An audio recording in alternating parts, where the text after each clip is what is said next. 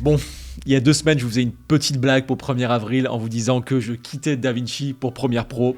Promis, c'était une blague, c'est très loin d'arriver. Et aujourd'hui, promis, c'est pas une blague, mais Blackmagic viennent de sortir une énorme mise à jour. L'année dernière, la version 20 de DaVinci est sortie et ça a fait l'effet d'une bombe chez les vidéastes. Et devinez quoi, ils ont recommencé. La version 21 de DaVinci Resolve est officiellement sortie hier soir. Elle est déjà dispo au téléchargement, donc c'est la version bêta qui est dispo et vous pouvez déjà aller la télécharger sur le site officiel de Blackmagic. Et il y a encore des dizaines de pépites, des outils que j'attendais littéralement depuis des années. Je me suis levé hyper tôt ce matin pour tester tout ça, jouer un peu avec toutes ces nouveautés. Et dans cette vidéo, je voulais vous parler de mes nouveautés préférées, celles que je vais réellement utiliser au quotidien. Je vais pas aborder toutes les nouveautés qui sont sorties parce que voilà, il y a plein de petites choses. Là, dans cette vidéo, on parle des principales choses, celles que je vais réellement utiliser.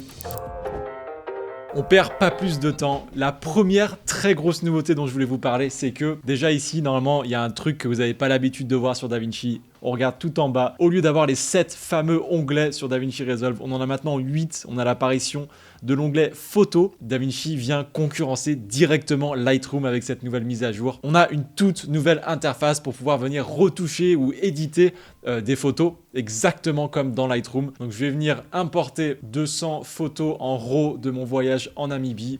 Voilà, en une seconde, ça c'est importé. Et imaginons maintenant que tout ça, c'est mes photos du jour 1. Je vais venir créer un album. Et voilà, je retrouve une interface qui doit vous parler. Ça ressemble vraiment à Lightroom. Et ici, dans l'inspecteur, on va pouvoir retoucher complètement notre photo avec tous les outils qui étaient déjà dans DaVinci de base. On va même retrouver l'onglet RAW pour pouvoir retoucher sa photo comme on le ferait dans Lightroom avec un vrai fichier RAW. On va pouvoir classer nos photos avec un système d'étoiles pour les retrouver plus tard. On va pouvoir mettre des catégories. Par exemple, je peux sélectionner ces 3 photos et dire je les veux pas, donc ça va mettre une croix. Et ce qu'il y a de vraiment génial, c'est que je vais pouvoir aussi aller directement dans mon onglet Colo et retoucher la photo exactement comment j'étalonnerais une vidéo. Je pourrais utiliser mes courbes. Je retrouve tout le workflow que j'utilise avec une vidéo. Je peux même utiliser mes luttes, pourquoi pas. Donc voilà, est-ce que ça peut remplacer Lightroom? Il y a de très fortes chances, oui, parce que en plus du fait que ça a l'air d'être une interface qui est ultra complète, c'est directement intégré à DaVinci Resolve et totalement gratuitement. C'est ça qui me fume le crâne. On va aussi pouvoir connecter une caméra directement à DaVinci pour ceux qui veulent faire des photos en direct, donc faire une photo et l'importer directement dans le logiciel. Ça, c'est tout à fait possible. C'est fou parce que en une seule mise à jour, DaVinci a réussi à devenir un vrai logiciel de photo en plus de déjà être un logiciel exceptionnel pour les vidéastes. Il y a aussi un mode collaboratif où on va pouvoir venir retoucher des photos en même temps que quelqu'un d'autre. Donc voilà, tout ça, c'est pour le mode photo.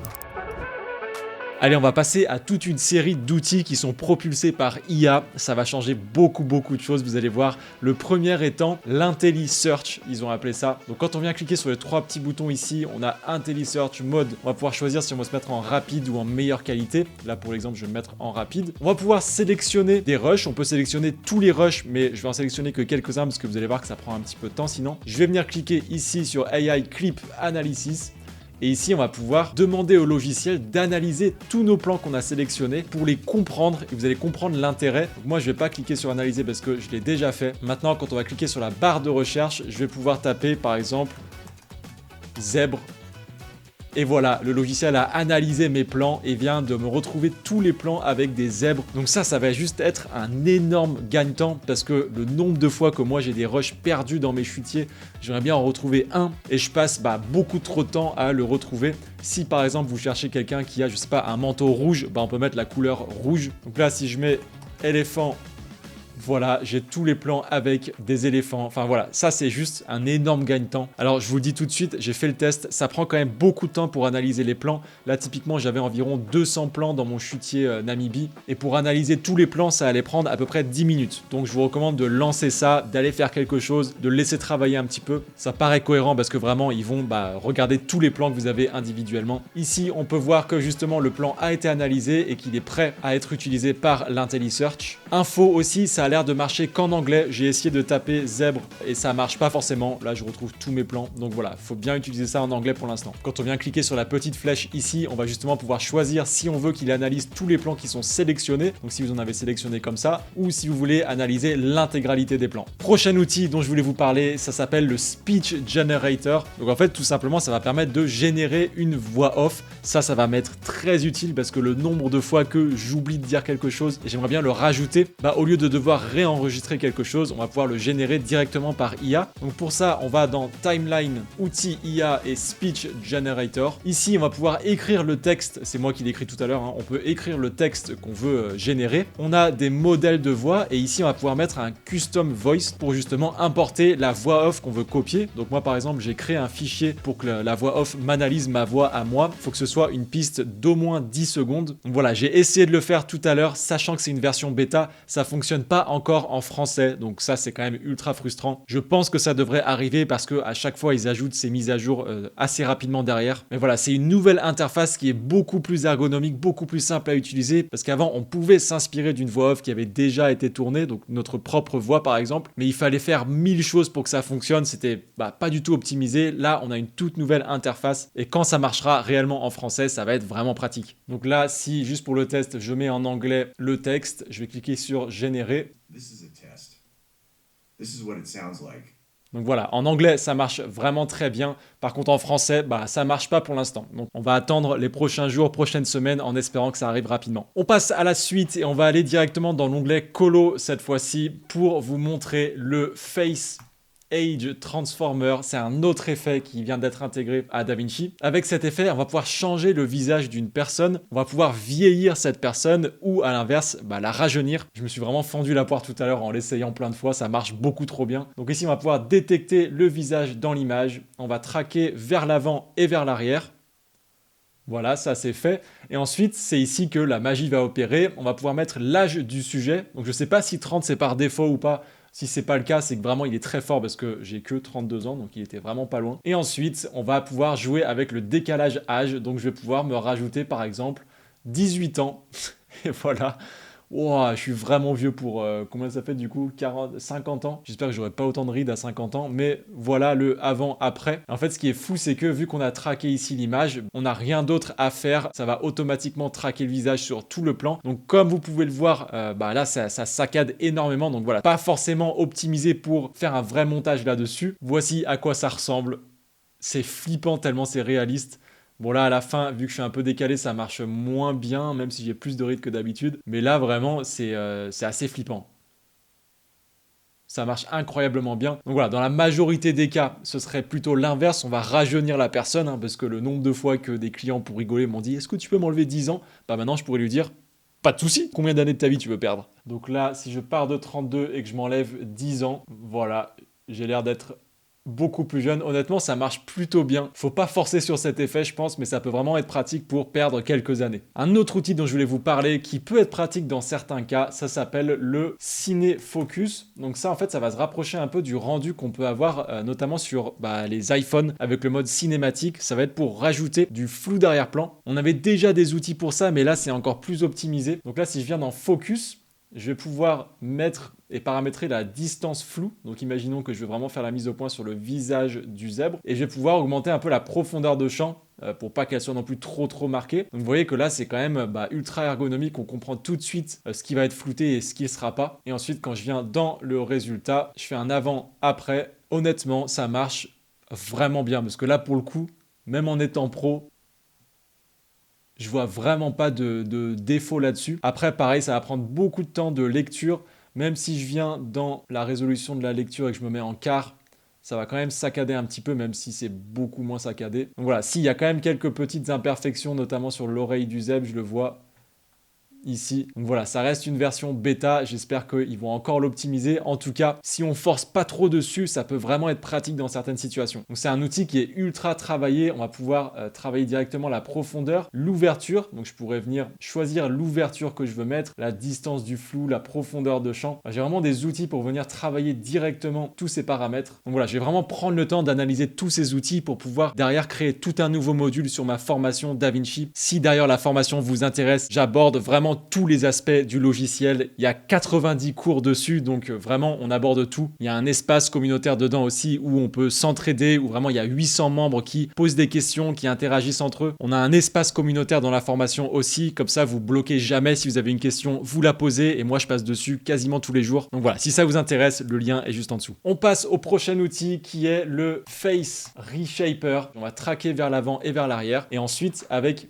tous ces petits outils, on va pouvoir moduler le visage, on va pouvoir le changer complètement. DaVinci, dans sa présentation, nous dit bien que ça peut être utilisé à des fins d'humour, de comédie. On peut vraiment changer complètement le visage de quelqu'un et le faire manuellement. Ça fonctionne vraiment trop bien. Donc si je vais dans les sourcils et que je change la position des sourcils, je change la séparation. Voilà, j'ai mon avant-après.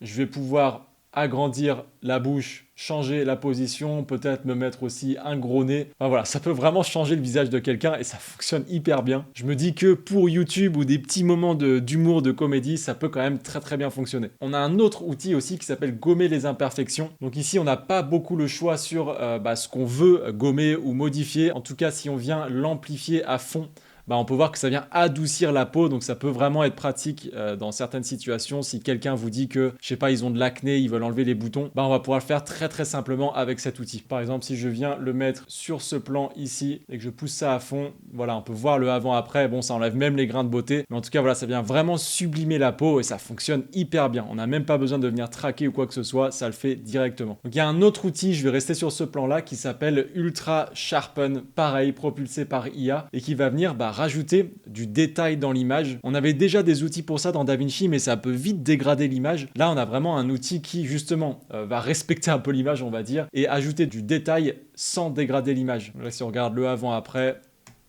voilà, ça ajoute quand même beaucoup de détails. Sur la présentation, il disait même que ça peut sauver quelques plans si vous avez un peu foiré le focus sur un plan, ça peut le rattraper. J'ai fait le test, honnêtement, ça n'a pas sauvé mon plan. Donc voilà, ça n'a pas fait des miracles. Peut-être que ça, ce sera encore optimisé par la suite, mais pour l'instant, voilà, ça fait pas des miracles. Pour ceux qui sont pas forcément à l'aise avec le système Nodal, et je sais que vous êtes quand même nombreux à ne pas être à l'aise avec ça, parce que vous venez de Premiere ou d'autres logiciels, si vous voulez retrouver le système de calque, sachez que c'est désormais possible en cliquant juste ici et en vous mettant sur List View. Donc ici, on retrouve des calques exactement comme dans Premiere Pro. J'ai l'impression que pour l'instant, on ne peut pas les bouger de place. Voilà, je ne peux pas le glisser au-dessus, en dessous. Mais pour ceux qui s'y retrouvent mieux avec ce système de calque, sachez que c'est désormais possible. Allez, on trace dans la page montage pour vous montrer que maintenant, on va pouvoir donc ajouter une piste de sous-titres. Ça, c'est pas nouveau.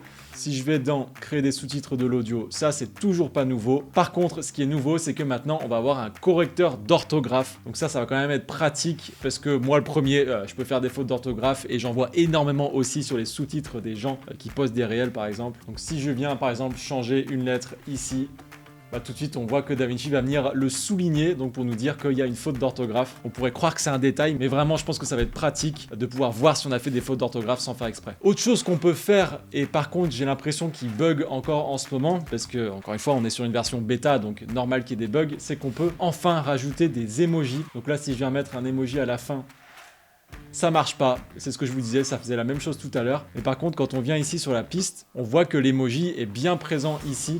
On peut l'intégrer aussi ici, donc je pense que c'est un bug, affaire à suivre. Mais si on peut rajouter des emojis, ce serait vraiment chouette parce que le nombre de fois que je voulais rajouter des emojis sur des sous-titres, j'espère que ça va bientôt être possible. En tout cas, pour l'instant, petit bug. Et une dernière chose que je voulais vous montrer, c'est que si on va dans les préférences de DaVinci, on va dans Système, Tâches en arrière-plan, et ici, on va pouvoir enfin permettre à DaVinci de travailler en arrière-plan. Là, ils ont mis activer les exportations en arrière-plan. Je crois qu'ils voulaient plutôt dire les rendus. Parce que voilà, si on a un plan qui a du mal à être lu parce que votre logiciel rame un petit peu, là, on va pouvoir activer ça. DaVinci va travailler dessus en arrière-plan pour vous permettre de fluidifier la lecture. Ça va vraiment intéresser ceux qui ont un logiciel qui rame un petit peu. On va aussi pouvoir dire à DaVinci qu'on veut activer les tâches de transcription et de génération de proxy en arrière-plan. Parce qu'avant, pour par exemple générer un proxy, soit on le faisait directement sur le logiciel et ça monopolisait tout le logiciel, on pouvait plus avancer dessus, soit on pouvait faire ça par une petite application externe, je sais même plus comment elle s'appelle, générateur proxy, je sais pas enfin quoi, c'est un autre logiciel. Donc là, fallait sortir de DaVinci, en ouvrir un autre. Là, tout est intégré directement dans DaVinci. On peut faire ça en arrière-plan, donc on peut avancer sur notre montage en attendant. Donc ça aussi, très pratique. Donc voilà pour les principales nouveautés dont je voulais vous parler. Il y en a encore d'autres, mais celle-ci, c'est vraiment celle qui me hype le plus, celle que je vais le plus utiliser. Et c'est assez fou parce qu'il y a quelques temps, le CEO de Blackmagic avait annoncé que d'ici quelques temps, les mises à jour deviendront payantes parce que voilà, il y a tellement de travail derrière que ça deviendra forcément payant. Là, ils viennent de nous pondre encore une mise à jour incroyable, totalement gratuitement. D'après lui, d'après le CEO, ils arrivent à faire assez de ventes avec la version studio pour justifier passer autant de temps à créer ces mises à jour et les offrir gratuitement. Donc voilà, tant mieux pour nous. En tout cas, en ce qui me concerne, je peux que vous recommander de passer sur la version studio parce que vraiment, ça va vous offrir tellement plus de possibilités. Et encore une fois, c'est un paiement unique, pas de système d'abonnement et ça, faut vraiment en profiter. Je suis pas du tout payé par Blackmagic pour vous dire ça, c'est réellement ce que je pense. La plus-value, elle est énorme. N'hésitez pas à me dire dans les commentaires la nouveauté qui vous hype le plus. Pour moi, c'est clairement le mode photo et l'IntelliSearch. C'est les deux nouveautés qui me hype vraiment. Merci d'avoir regardé cette vidéo jusqu'ici. Moi, je vous dis à très vite les potes. Prenez soin de vous. Ciao, ciao.